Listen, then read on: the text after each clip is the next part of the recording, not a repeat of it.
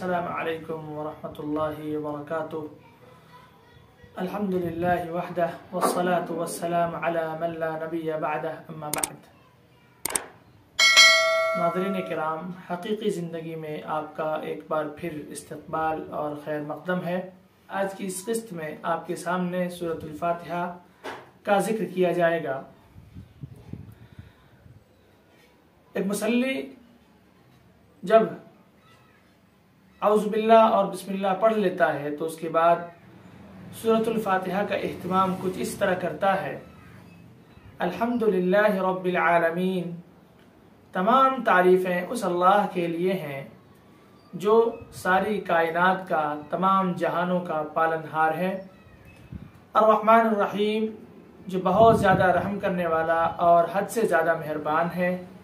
मालिक यौमिद्दीन, जो क़यामत के दिन का मालिक है।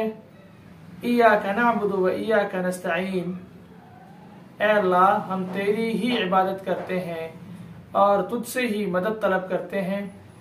इहदिनस सिरातल मुस्तकीम, ऐ अल्लाह मुझे सीधे रास्ते की रहनुमाई फरमा। ऐ अल्लाह मुझे ऐसे रास्ते पर चलने की तौफीक दे जो रास्ता सीधा है। सिरातल लज़ीना अनअमता अलैहिम, उन लोगों के रास्ते पर चलने की तौफीक दे जिन पर तेरा इनाम हुआ। गैरिल मग़ज़ूबि अलैहिम वलद्दाल्लीन, न कि ऐसे लोगों के रास्ते पर जिन पर तेरा गज़ब नाजिल हुआ और जो लोग गुमराह हो गए।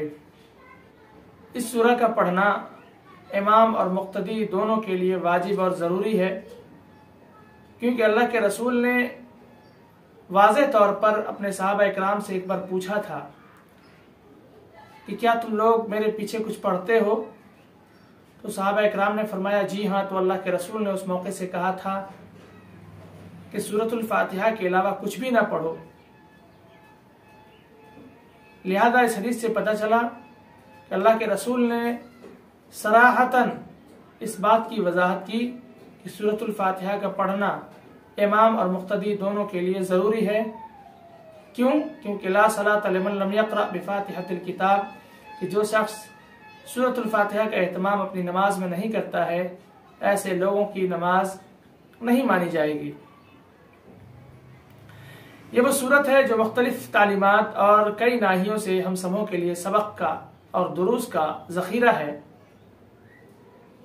इस सूरत में अल्लाह रब्बुल आलमीन ने खुद को तमाम जहानों का पालनहार कहा है। बज़ाहिर ये दुनिया एक है, लेकिन अल्लाह रब्बुल आलमीन के आलमीन कहने के पीछे, यानी तमाम जहानों के कहने के पीछे जो बात पोशीदा और मुज़मर है वो ये, क्योंकि इंसानों की अलग दुनिया होती है, जिन्नातों की अलग दुनिया होती है, समुद्रों में जो जानवर पल रहे हैं उनकी अलग दुनिया होती है, फ़ज़ाओं में जो परिंदे उड़ रहे हैं उनकी अलग दुनिया होती है, और दुनिया के अंदर जितनी भी मखलूक़ें हैं उन तमाम मखलूक़ों की अलग अलग दुनिया है। और अल्लाह ताला उन तमाम जहानों का परवरदिगार है, तमाम जहानों की परवरिश और पर्दाख्त, तमाम मखलूक़ों की नशोनुमा का ज़िम्मेदार है, और अपनी ज़िम्मेदारी को पूरी तरह निभाते हुए खुद को रब्बुल आलमीन कहने का दावा कर रहा है। और उनका ये दावा बरहक और मबनी बर सिद्क़ है, क्योंकि अल्लाह रब्बुल आलमीन के अलावा कोई ऐसी शक्ति नहीं जो तमाम जहानों का कंट्रोल अपने हाथ में कर ले। लिहाजा जब वो ज़ात इतनी अजीम है तो जाहिर सी बात है कि तमाम किस्म की तारीफ उसी अल्लाह के लिए होना ही चाहिए। अल्लाह रब्बुल आलमीन रहमान और रहीम है।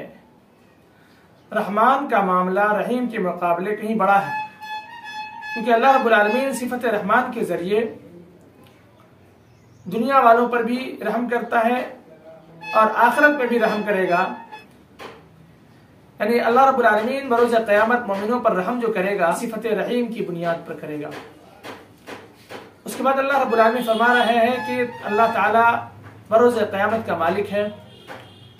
मौजूदा दौर में लोगों के पास कुछ माल हैं, कुछ दायदाद हैं जिनके वो मालिक कहे जाते हैं, लेकिन अल्लाह रब्बुल आलमीन बरोज़ क़यामत किसी को इन सब चीज़ों का इख्तियार नहीं देगा। उसके बाद हम पढ़ते हैं इय्याका नअबुदु व इय्याका नस्तईन, यानी ऐ अल्लाह हम तेरी ही इबादत करते हैं और तुझसे ही मदद मांगते हैं। اس کے ذریعے ہم اس بات کا دعویٰ کرتے ہیں کہ اللہ ہم تیری عبادت میں کسی کو شریک نہیں ٹھہراتے اور تیرے علاوہ کسی اور سے مدد نہیں مانگتے۔ پھر ہم دعا کرتے ہیں اہدنا الصراط المستقیم کہ اللہ ہمیں سیدھے راستے کی رہنمائی فرما، ایسے لوگوں کے راستے کی جن پر تو نے انعام کیا ہے۔ ومن یطع اللہ والرسول فاولئک مع الذین انعم اللہ علیہم من النبیین والصدیقین والشہداء والصالحین وحسن اولئک رفیقا۔ یہ ان لوگوں کی فہرست ہے جن پر اللہ رب العالمین نے انعامات نازل کیے ہیں۔ وہ کون لوگ ہیں؟ جن لوگوں نے اللہ کی اطاعت کی، رسول کی اطاعت کی۔ یہ ان لوگوں کے ساتھ ہوں گے جن کو نبی کہا جاتا ہے، ان کو صدیقین کا لقب دیا گیا ہے، جن کو شہداء اور صالحین کے لقب سے جانا جاتا ہے، اور یہ لوگ کیا ہی خوبصورت اور کیا ہی بہترین دوست ہوں گے۔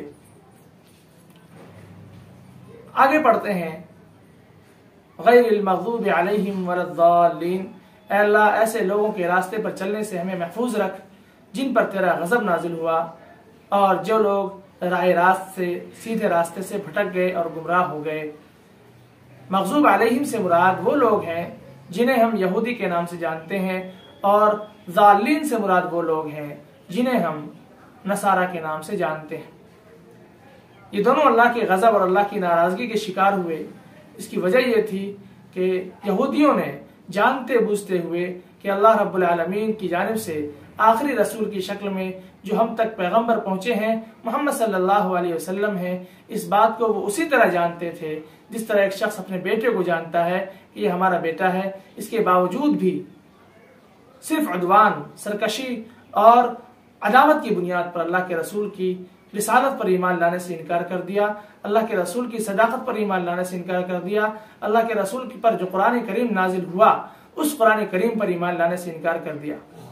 اور نصارہ کا معاملہ یہ ہوا کہ وہ لوگ گمراہ ہو گئے۔ ان لوگوں نے جہالت کی بنیاد پر گمراہی کے راستے کو اختیار کیا، جو ان کے عالموں نے، جو ان کے راہبوں نے کہہ دیا ان کو مان لیا۔ انہوں نے اللہ رب العالمین کا بیٹا عیسیٰ علیہ السلام کو قرار دیا۔ اسی طرح تین خداؤں میں سے ایک خدا، ثالث و ثلاثہ کا بھی عقیدہ ان لوگوں نے رکھا، اور ان تمام بنیادوں پر وہ لوگ گمراہ ہوئے۔ اسی طرح اللہ رب العالمین بروز قیامت مالک کل ہوگا، جس وقت نہ ہم نہتے ہوں گے، ہمارے اعمال ہی ہماری جزا و سزا کا معاملہ طے کریں گے۔ لہذا ان سب چیزوں کو سامنے رکھ کر اپنے اعمال کا محاسبہ کرتے ہوئے ان میں ہر طرح کے سدھار پیدا کرنے کی کوشش کریں، اور اللہ رب العالمین سے دعا کریں کہ اللہ تعالی ہم سبھی کو خیر کے ساتھ، بھلائی کے ساتھ دنیا میں زندگی گزارنے کی توفیق دے، اور ایمان و اسلام پر ہماری وفات عطا فرمائے۔ آمین۔